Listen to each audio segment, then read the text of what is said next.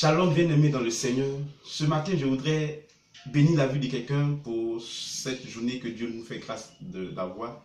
Je voudrais nous entretenir sur un petit point qui est très important aussi pour la vie. La Bible dit que le Seigneur Jésus, avant de partir, nous a recommandé de faire de toutes les nations des disciples. Et lorsque les disciples ont reçu le Saint-Esprit, la Bible dit qu'ils étaient dans le même lieu.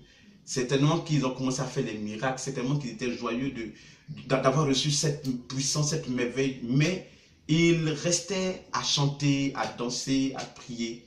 Et personne n'avait eu le courage de sortir pour aller évangéliser jusqu'au jour où la persécution, par le biais des pharisiens, des sadducéens, en tuant Étienne, va commencer à secouer l'église. C'est là que les disciples vont commencer à sortir pour aller évangéliser.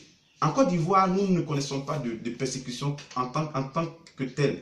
Et ça fait que les églises se remplissent de personnes qui viennent que pour danser, que pour chanter, que pour s'amuser. Des gens qui ne prennent pas au sérieux la responsabilité chrétienne. Allez-y dans certains pays où prononcer le nom de Jésus est un crime, où on te brûle vif parce que tu as une Bible. Dans ces genres d'endroits, être chrétien, c'est vraiment une responsabilité. Être chrétien, c'est un engagement ferme qu'on prend. Je voudrais interpeller quelqu'un aujourd'hui à prendre au sérieux cette affaire d'être chrétien, le fait de vouloir être chrétien. Parce qu'on aime se justifier, on aime à se justifier à chaque fois par des raisons farfelues. Quelqu'un va dire, depuis que j'ai commencé à travailler, mon travail me prend tellement de temps que je ne peux pas travailler. Quelqu'un va dire, mon pasteur m'empêche. Dans notre église, les gens empêchent que notre ministère s'éclore. Quelqu'un va dire, ma femme et mes enfants me prennent tellement le temps que je ne sais pas quoi faire. Quelqu'un va dire, je n'ai pas les moyens pour aller évangéliser. Bien aimé, je voudrais avant de continuer te rappeler qu'aucune de ces raisons ne passera devant Dieu le jour du jugement. Parce que lorsqu'on sera devant le trône, personne ne pourra dire effectivement que oui, j'ai eu des contretemps, j'ai été bloqué. La Bible dit que nous devons prêcher l'évangile contre vents et marées, en de bonnes et de mauvaises circonstances. Bien aimés, nous devons donc nous lever.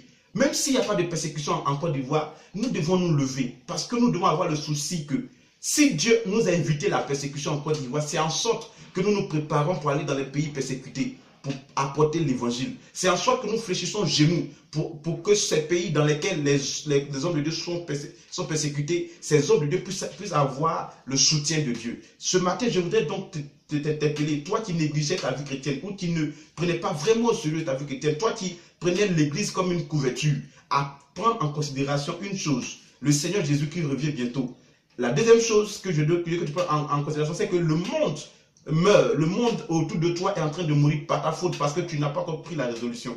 Bien aimé, je ne voudrais pas être vraiment long parce que c'est une petite vidéo que je voulais faire, mais je voulais t'encourager ou t'interpeller à te lever, à aller d'une manière ou d'une autre à évangéliser. Trouve les moyens, trouve des systèmes dans lesquels tu puisses entrer pour pouvoir faire montre de ton talent, pour pouvoir apporter la parole à tes frères, à tes soeurs, quel que soit là où ils se trouvent. Ne reste pas là à dire, je ne sais pas comment faire, car il y a tellement de voies pour faire. Que le Seigneur nous aide, que le Seigneur nous permette de pouvoir nous ressaisir, voilà, nous ressaisir pour pouvoir faire ce qu'il faut que nous fassions, parce que le Seigneur est à la porte et il revient bientôt. Que Dieu nous bénisse. Amen.